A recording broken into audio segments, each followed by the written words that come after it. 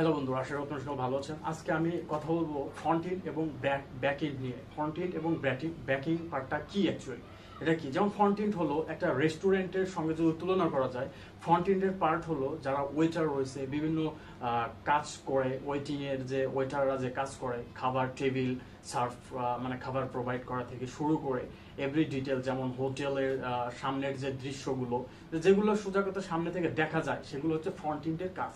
যেমন একটা বিল্ডিং এর বাইরের যে দৃশ্যগুলো, সেটা কিন্তু আপনার খুব ইজি হতে দেখতে পারেন বা বুঝতে পারেন, সেটা কিন্তু ইচ্ছা করলে স্পর্শও করতে পারেন। কিন্তু যেটা হলো ব্যাক এন্ডের কাজ, সেটা কিন্তু আপনারা দেখতে পারেন না বা ছুঁতেও পারেন না। এটা কিন্তু ব্যাক এন্ড থেকে কাজগুলো আনা নেওয়া করা হয়। সেটা ব্যাক মানে বুঝতে পারতেছেন, কোনো ব্যাক একটা সাইডে। যেমন হোটেলে আপনারা যখন খাবার টেবিলে বসেন, তখন কিন্তু ওয়েটাররা ভিতর থেকে খাবার কিন্তু আপনাকে এনে দেয়, সেটাই কিন্তু হলো ব্যাকএন্ডের কাজ। ব্যাকএন্ডের মধ্যবর্তী একটা কাজ করে অ্যাপ্লিকেশন প্রোগ্রামিং ইন্টারফেস, সেটা হলো এপিআই।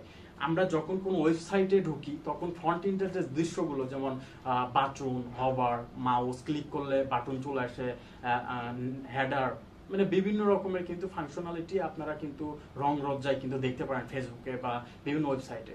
কিন্তু যেই মুহূর্তে আমরা কোনো ইউজারের ইনফরমেশন চাচ্ছি বা লগ ইন দিচ্ছি বা ইনপুট দিয়ে কোনো কিছু ব্যাকএন্ড থেকে আনার চেষ্টা করতেছি, এটা কিভাবে কাজ করে? এটা এক ধরনের অ্যাপ্লিকেশন প্রোগ্রামিং ইন্টারফেসের মাধ্যমে কাজ করে। সেটা কিভাবে? যখন আমরা এখানে কল করি, তখন কিন্তু অ্যাপ্লিকেশন প্রোগ্রামিং যে ইন্টারফেস ব্যাকএন্ড ডাটাবেসের সঙ্গে কানেক্টেড আছে, সেখানে কিন্তু সে কল করে, যে সার্ভারকে কল করে যে আমার এটা দরকার, তুমি আমাকে এনে দাও। সেই অ্যাপ্লিকেশন প্রোগ্রামিং ইন্টারফেস কি করে? ডাটাবেস থেকে সে ডাটা আপনার ফ্রন্ট পেজে এনে দেয়। এভাবে কিন্তু ব্যাকএন্ড এবং ফ্রন্ট এন্ড কাজ করে।